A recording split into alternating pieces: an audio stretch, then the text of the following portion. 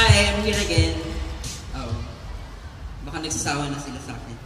Ayun, so today we'll be doing a demo for Sakura Gelly Rolls.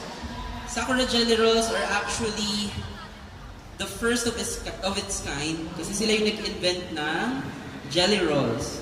So they are the ones who did yung kauna-unahang gel pens noong 1984. So I'll show you examples of the Jelly Rolls. Everything that we have here is available in the booth there from Sakura. So let's start first with dun sa mga samples just to differentiate yung mga Jelly Rolls. If you look at it kasi from a certain distance, mapapansin nyo, parang ang dami-dami niyang klase.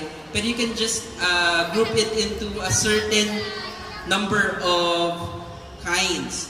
So there are Jelly Rolls that are made for black paper, dark paper. There are Jelly Rolls that are made for lighter colored paper. So we start first with yung Jelly Roll Classic.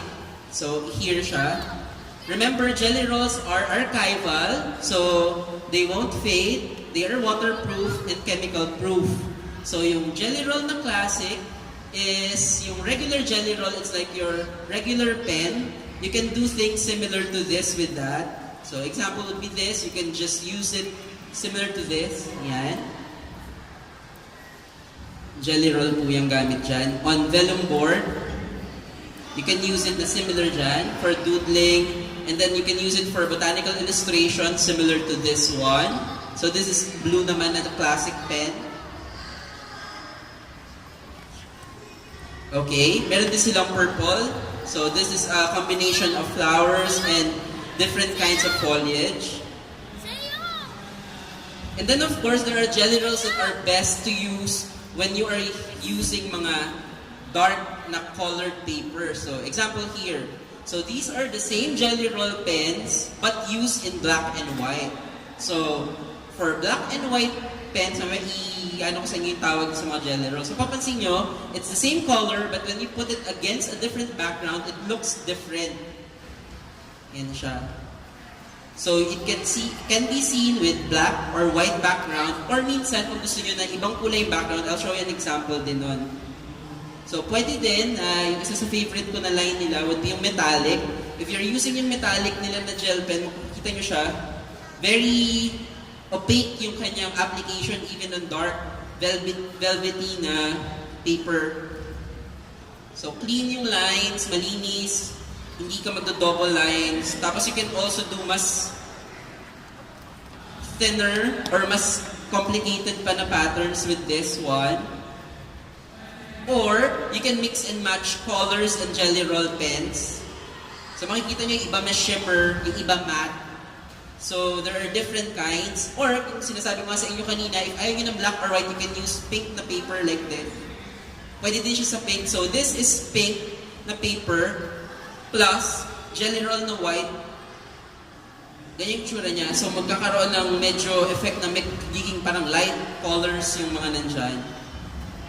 Also, if you use ito yung isang maganda rin na Jelly Roll pen, it's a pastel application. It's a souffle. If you can touch it, so later kung gusto niyo i-check, pwede niyo siyang hawakan. Pag hinawakan niyo siya, naka-emboss siya. It has a slight emboss dun sa kanyang surface. So may ganun din siyang effect. So iba't ibang klaseng Jelly Roll for all your Jelly Roll needs. So kung gusto niyo halimbawa naman ng, ayan. So ito yung isa, sa favorite ko rin is Stardust na Jelly Roll. Para malaman niyo kung ano siya, yan yung Jelly Roll na pag tinignan niyo yung nandun sa takip niya, ganito yung itsura niya. Tapos meron siyang star na nakalagay, na parang maliit na emboss doon. Tapos ganyan yung itsura niya. It's like it's called Stardust kasi it is said na parang kinapture niya yung sparkle ng stars. Tapos nilagay niya sa isang pen. So para siyang mga maliliit na fine glitters. Yung ginamit sa gitna yung classic. And then yung favorite ko nga is yung metallic. So they have an assortment of different colors. The metallic color gel pens of Sakura tends to look different in black and white but can be seen because it's opaque. So ito yung kanyang sample. Also, ito yung kanina, yung souffle. That can be seen also. This is yung pastel nila na collection. You can see it in black and white. So, ang ginawa ko dito na design naman is very stencil effect. So, para siyang stained glass treatment. So, matte yung application niya. Plus, ang maganda sa kanya, pag ginagamit mo siya, it slowly changes yung color to this. So, you start with a very light na transparent na color. Tapos, abang hinihintay mo siyang umuumpok siya unti-unti and then, nagiging nagiging embossed. Tapos, this was from the last, workshop dun sa Trinoma. So, this is yung botanical illustration using only 4 pens. So, this uses Gelly Roll Moonlight. Moonlight is best for black paper, kaya siya Moonlight. So, pag nabasa niyo yun, good for black paper siya. Kasi it would stand out on black. Tapos you have yung metallic here, and then yung classic Gelly Roll dyan sa isang side. So, you can see, I've used 2 colors of paper here na para siyang ginawang scrapbook effect dun sa journal. And then, ang gagawin po natin today is Chiyogami patterns. So, we'll be starting with this surface. So, nag-pre-draw ako kanina ng diagram. Kasi na tayo. So, I pre-drawn yung figure dito using Pigma markers na Pigma Micron. So, Pigma Micron naman yung kanyang, ito naman yun. Maganda siya accompany ng mga gel pen kasi it's archival ink and then permanent plus waterproof. So makikita nyo ngayon yan. Actually, kung gusto nyo mag-collect ng pens, konti lang naman siya. Okay? So I'll show you yung iba't ibang patterns ng mabilis para makita natin sila. And we will try to apply it here dun sa black and white surface. So I want this demo na ganito para makita nyo yung kung gaano kaganda yung product, how opaque yung lahat ng gagamitin natin. So we start with yung metallic na gold. Ito kasi isa sa favorite ko. So, we'll be doing yung outlines ng kimono ni girl. So, we start with this. So, I'll be doing yung line para mas makita nyo siya. So, mapapansin nyo kaagad, the opacity of the pen is actually very good. Sakura Gelly Roll is actually more of a paint rather than an ordinary ink. Para siyang crossbreed nung ganong klase ng material. Kaya, as much as possible, pag ginagamit mo siya na ganyan, sana hindi nyo muna siya i-smudge kasi you want it na mas mag-seep in dun sa paper or sa surface. Kaya more than often when I'm doing this, maingat ako dun sa surface. Ayan. So, I'm just putting muna yung primary lines ko here. And then we'll fill it up with different kinds of patterns later. I'll tell you yung itsura ng pattern and how to do it. And then we'll apply it dun sa figure. So, what I'm doing now is I'm using yung metallic na Gelly Roll on the figure natin. So, she's similar to manga na nakakimono. So, ayan. Ginamit natin siya on black. But, etong same na metallic natin na gold, we can still use this dun sa white. So, I'll be using it dun sa kanyang headdress because it would be in gold. Yan. So, I'm now filling in yung color ng headdress niya in gold with the same Gelly Roll that I used in black paper. Tapos lalagyan din natin yung pin sa buhok niya. Okay. So, ito yung mga primary things na ginagawa muna natin. So, yan. Nilalagyan ko lang yung mga orbs dun sa gilid. So, I'm trying to put things muna together. So, after nyan, we can start on our first pattern. The first pattern we're going to do, Chiyogami is actually an art of making different patterns similar to a kimono pattern na sinisilk screen siya usually on paper. Siya yung ginagamit sa origami, tapos yung sa mga pan-design ng mga maliliit na mga furniture, paper dolls, Japanese dolls. Pero ngayon gagawin natin phone na Chiyogami. Ibig sabihin, hindi natin kaya mag-silk screen ngayon. So gagayahin natin yung idea niya as if tayo yung mismo gumawa ng Chiyogami. It's a 100 to 1,000 year na tradition sa Japan na ginagawa. Okay, so we'll be starting with this pattern. So this one, yan. This one is called Seigaiha.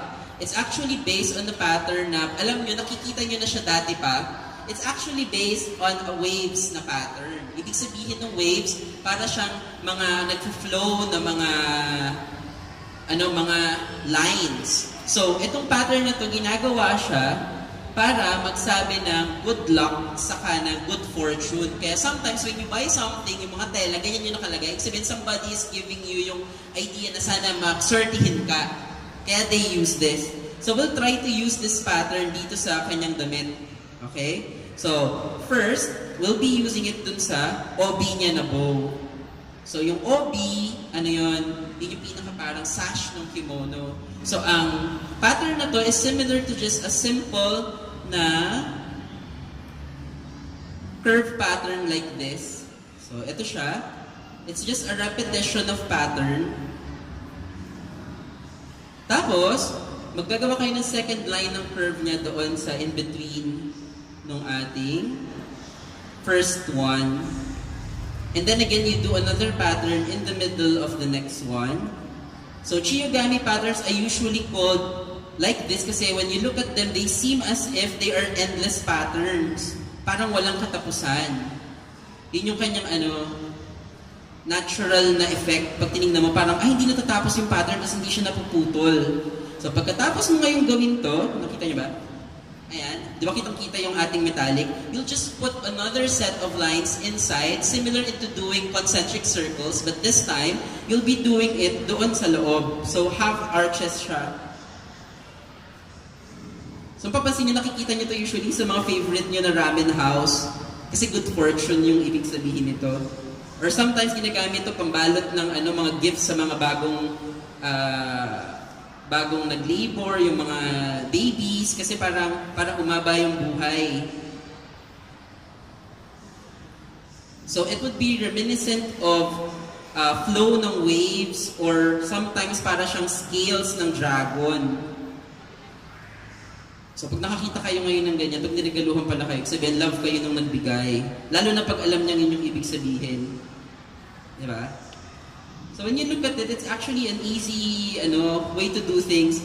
It's like, kesa maghanap kayo ng origami paper, pwede palang i-drawing nyo na yung pattern yourself using Sakura Gelly Rolls. So ayan, nakatapos tayo ng OB.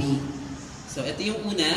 Now let's try to do another. So this time I'll introduce another color. So I'll be using with gold. Magandang kasama niya talaga.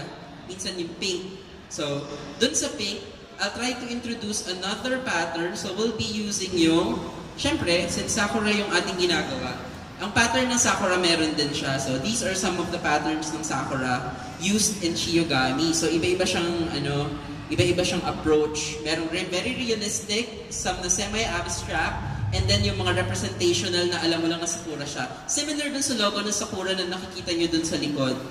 Yan. It's actually based, ito pala sa gilid, based siya sa flower, sa cherry blossom. So we'll try to do that pattern dito sa isang part, so dun sa bow ng OB. Tapos ito yan, kapareho niya dito sa taas. So meron dito. So kulayan muna natin ito ng pink na moonlight. So yung moonlight, syempre kita sa black, mas lalo na siyang kita pag nilagay mo siya sa white paper. So, iyon. So, kulayan natin siya. Ang Sakura usually, automatic, nagiging pink color siya or white, depende dun sa ginagawa niyo na pattern. Pwede din siyang i-represent ng gold or depende dun sa overall color scheme. When you use it on one place, especially if you're drawing illustrations similar to this, you use it also to other spaces. So, instead of just using it here, I'll be also using it dun sa gold kanina. Kaya nag-iwan ako ng ibang lines. It's for you to have yung visual continuity doon sa overall natin na subject. Plus, etong gilid, lagyan natin ng lipstick si pangalan natin si Sakura Girl. Ayan. Ayan, nilagyan ko na siya konting lipstick. Now, lalagyan natin yung pattern ng Sakura. Ang maganda sa kanya, madali lang siyang gawin. So, we'll execute it dito sa ribbon. So, to do it, you just need a 5-petal na flower, similar to this. So, I'm making yung dot sa gitna, like this. So, tuldok. So makikita nyo, ang kitang-kita ka agad. Now, paikot dun sa tuldok na yan, we'll be doing this pattern. Para siyang heart na napipi. To represent yung flowers nung petals ng cherry blossom. Cherry blossom naman, it's a popular Japanese na theme. Kaya usually kasama din yan pag nagagawa kayo ng mga patterns, especially if it's Japanese. It symbols yung herald ng spring. So, ibig sabihin tapos na yung winter. So, gagawin lang natin siya. As much as possible, we try to make yung pattern, you repeat it, pero syempre, ayaw natin na nakapila siya this time. Kasi yung unang ginawa natin na seigaiha, or yung wave pattern, is very repetitive na pantay-pantay. So, this time, we'll be using yung isang pattern natin, pero meron siyang parang alternating na motif like this.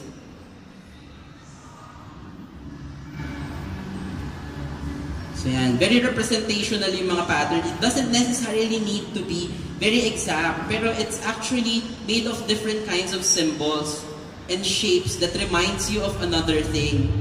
Pag Sakura naman, ang nakalagay dun sa mga patterns nyo, ang ibig sabihin niyan, new beginning. Diba? Yun naman yung ibig sabihin pala pag binigyan kayo ng mega ng design. Gusto nyo magkaroon kayo ng new start. So, halimbawa, nakipag-break kayo sa inyong bigyan nyo naman. Pag gusto nyo magbalikan, Sakura pala dapat yung pattern na ibibigay nyo ng design. Kasi gusto nyo ng new beginning. So, pink yung ginamit natin para siya, mapapop siya dun sa black. As always remember, you can also use this dun sa white. So, let's try to put yung leaves, yung ibang mga petals ng flowers as if they tend to drop down from dun sa taas. So, pwedeng may mga petals na nalaglag. Kunyari, galing sila dun sa mismong cherry blossom trees. Para silang mga heart shape na na-flip na ganyan. May maliit, may malaki. So, ang tawag dyan is variation of size and shape. Pero it reminds you a repetition of the similar pattern. So you see yung color on the background, on the subject, and on the positive and negative spaces of your illustration. So ayan siya. Since meron kayong nilagay dito sa isang side, we'll be doing also a similar pattern dun sa kabila para magpantay siya. Kasi what we're doing here is balance. It's not a very symmetrical balance. It's asymmetrical balance, pero we still want yung visual coherence nung ginagawa natin, ma-feel nung tumitingin. As if it's a very realistic na ginupit lang siya na pattern from origami paper or chiyogami. Yung original na mga chiyogami, especially, you can still buy them in Japan. Kailang mahal yun. So, gawin nyo, gawa na lang kayo ng sarili yung chiyogami, tapos kayo na yung gumawa ng gupit-gupit. Mas special pala pag kayo yung nagawa ng design. Ayan, meron na tayo nito. Dun sa bow niya.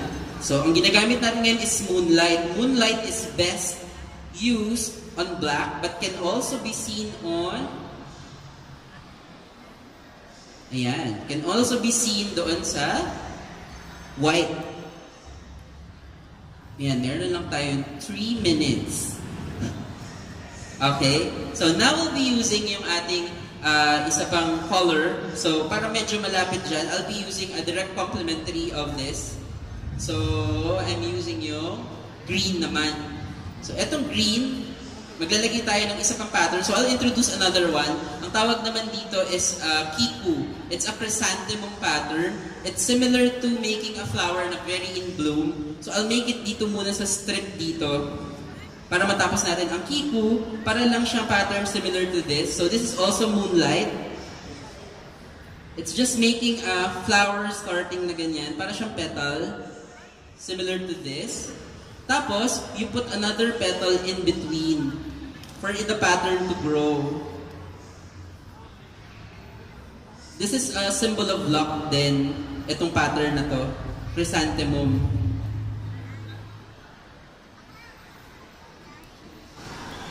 Ayan siya. So, yung kiku, pwedeng yung green yung isang part na ganyan.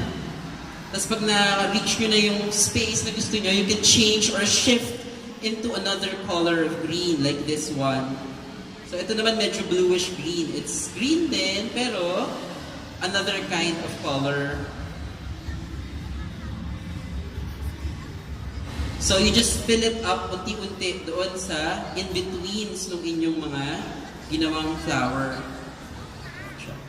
Sa mapuno nyo siya, ang maganda dyan, mas dikit-dikit yung pattern, mas nakikita nyo yung design, mas kitang-kita siya, mas okay.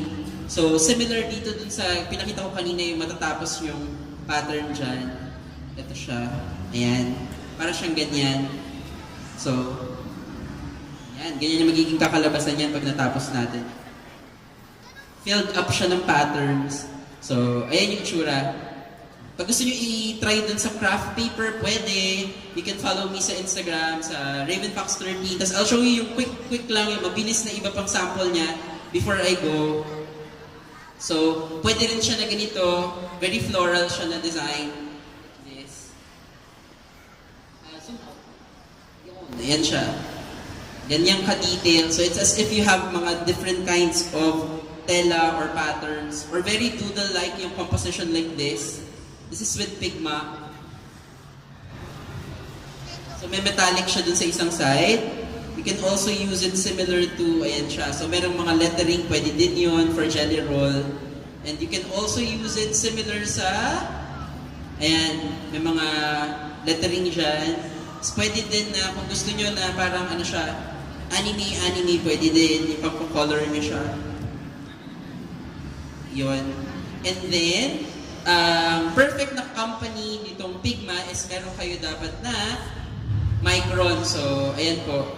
Pwede nyo rin gamitin yung micron with them. This is yung permanent na pinag-usapan natin kanina. You can check everything dun sa booth. If you want to ask anything about it dun sa ginamit natin today, feel free to ask later after the demo.